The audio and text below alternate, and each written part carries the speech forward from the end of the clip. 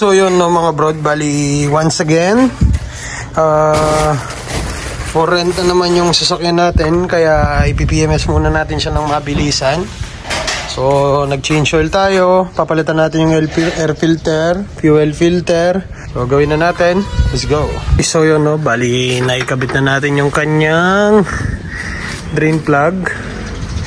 So baba muna natin siya, and then kabitan natin yung mga langis. Let's go.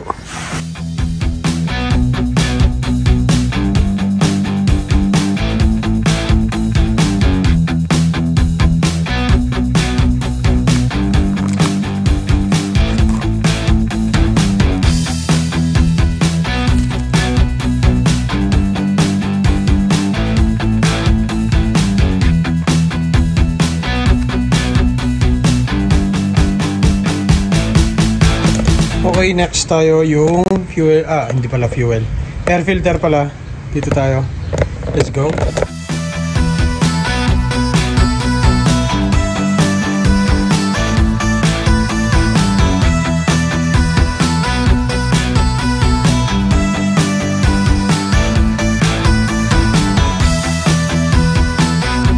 Okay, last tayo, fuel filter, let's go.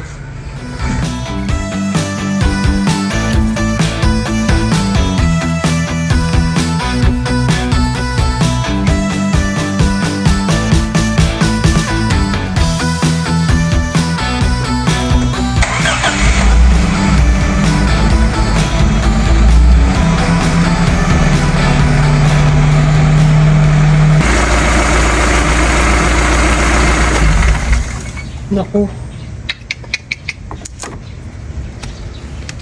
Ay. Naglalagay sana ako ng gear oil para sa transmission natin. Ang kaso meron akong na short na whatever doon, tapos naramdaman kong biglang nawala yata yung charging kasi nag-iba yung under niya. So upon checking, yun nga, binunot ko yung positive terminal ng battery, namamatay nga. So upon checking sa voltmeter ko, 12.5, start natin, tsaka hindi namamatay ano. So 12.6 pa rin, so hindi siya nag-charge. So bukan natin mag-diagnose ng shit sa fuse nya.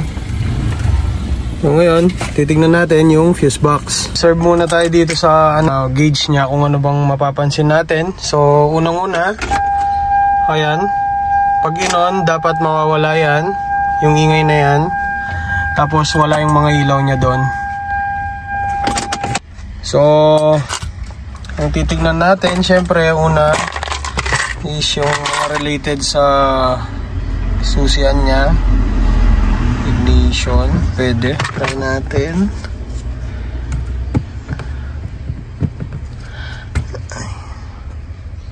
Una man siya. So subukan natin yung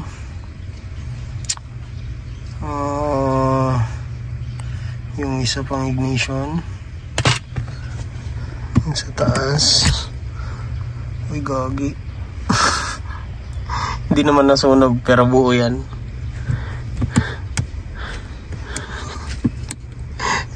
Tanida, wala tayong pambiling fuse, gagi. Tapos di ba nga isang napansin din natin is yung gauge nya, wala din siyang power. So tignan natin to, yung gauge. Ay, wiper to, wiper. Ba't ganyan yung mga fish ko? Yung gauge ito. Tangin na mo, huli ka, gagi. Ayan o. Ayan o, putol siya. Ngayon, nakaw muna tayo ng konti dito. Lipat natin dito. Dun sa pwesto na ito. Buo naman, ano? Ito dito sa yung. So, ngayon, subukan natin siyang i-on. Okay. So, unang start pa lang, mapapansin mo na meron siyang ilaw na doon. Tapos, bukan natin siyang start. Ayun. 13.5. Subukan din natin yung dito, kung mamamatay pa ba siya. Yun, hindi na. Okay. So, yun yung na-short ko. Maliligo na ako, baka kung ano pang mapakialaman ko dito, hindi pa matuloy yung lakad natin. Okay, bye-bye, let's go! Oras na, sibat na tayo, punta na tayo doon. Papalinis muna tayo sa sakyan. Let's go! So ano, nasa daan na tayo. Bali, medyo kumupit pa tayo ng konting pagkain doon sa bahay. Papalinis muna tayo ng kotse. Let's go! Ano ba tayo minute bait boy?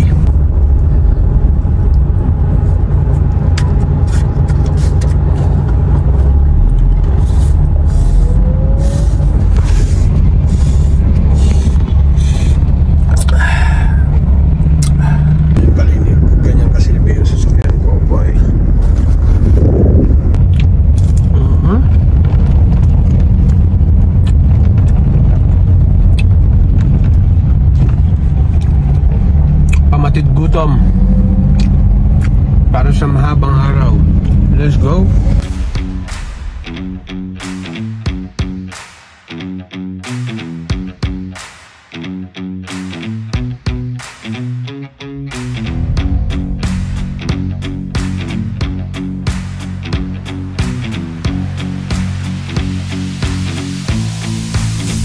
So tapos na tayo. So yun, no? Bali okay na yung sakyan natin. Malinis na. So video na to, bali sinabihan ko kasi si paring Jeff na pupunta ako ng Maynila. So sabi niya okay lang ba daw magpasabay ng pyesa pa uwi. So dadaanan natin siya, kuha tayo ng pera sa kanya. May papabili siyang pyesa sa atin. Abangan nyo hanggang dulo. Let's go. So yun, no, bali hindi na tayo nakapag-video kasi mabilis lang na kinuha ko lang yung mga pera ni paring Jeff dito na sa bulsa. So wala eh, ano bang oras na? 12:35. So ang call time ko is, ay hindi pa pala ako tapos. Papagas pa pala ako. So yun, no, bali pagka ganyang oras kasi lahat ng tao sobrang busy. So hindi na ako nakapang-istorbo kay paring Jeff. So papagas muna tayo, tapos diretso na tayo dun sa may Clark Manor kung saan ko sila sinusundo. Then sibad na tayo, diretso na tayo Maynila. Let's go! 800 po. 800. Figure mo naman ito. So yan yung gas natin. Bali mag-realize tayo ng trip. Tingnan natin kung matipid pa rin ba siya. Mas lalo sa gas dahil PNMS natin. Let's go! Still counting. Ilang litro kaya? 11 something na. Yun, abot 13 liters yun. 813.126 liters. So yan, no, check natin mamaya. Let's go. Wala lang tayo pero gusto na lang tayo guys dyan sa mga ha, baka pro TV yan. Ayan, no, so no, medyo napansin na nakasagad yung thermostat natin tapos hindi siya nag-automatic. Share ko lang, bibili sila ng butong pakwan na yan, sila lolo at lola, sila yung pasayero natin. Naiya lang tayo mag video kasi alam na. Bye bye. Okay, so yun, no, nandito na tayo sa NLEX ngayon. So nakakatulog pa naman yung mga pasahero natin sa kotse natin kahit papaano, kaso talagang hindi na tayo ganun kasatisfied sa aircon nya kasi summertime na. Abangan yung video na gagawin ko about sa aircon ng kotse ko. Summertime, maglilinis tayo ng aircon. Let's go! Okay, so yun, no, bali it's already 3:27 and nandito na kami sa may pinagatirang ulit sa kanila just like last time. Tapos this time papameriendahin pa yata ako. Tingnan natin. Sana para at least dire-diretso yung biyahe natin. Patayin muna daw natin yung sasakyan natin. Let's go.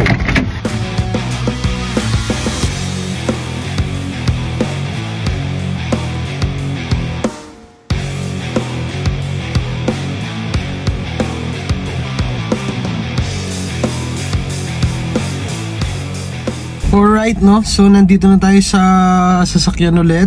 Bali, nakapag-merienda na tayo. Ngayon, pupunta natin yung piyesang sinasabi ni paring Jeff. Kung basta, na may bandang Bulacan daw. Let's go! So yun, no? Bakit ba ako hindi nagbe-video masyado pagka nandyan sila? Siyempre, nakakaya sa kanila yon, since hindi naman nila ako ganong kakilala. At nakakaya yung siyempre US standard sa kanila. Ayaw nila yung nagdadrive ng nagsa-cellphone. Actually, bawal naman talaga dito yun sa Pilipinas. But anyway, siyempre, masaya na yung araw natin. Bali, daanan na lang natin yung piyesa ni paring Jeff. Okay, bye. Pa yung kotse natin dito. Wow, GLI siya, boy. Ganda ng kulay. Right, ito yung mga exciting moments ng mga Corolla natin. Hindi lang ako, kayo din. So, you know, out of many new models na sakyan sa daan, yan. Ito tayo, nakikipagsabayan pa rin sa traffic na kung nasan sila. So, nakakatuwa lang. Yun, nakakatuwa. Namatay, di ba? Di ba?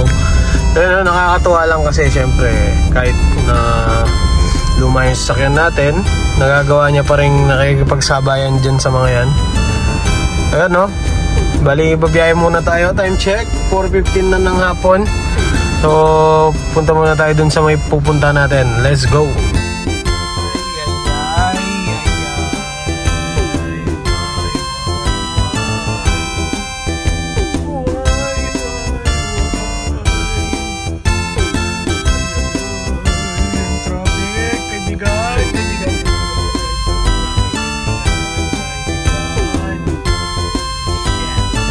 Okay, nakuha na natin yung piyesa ni paring Jeff. Wala na yung kanyang mga pera dito sa kotse ko.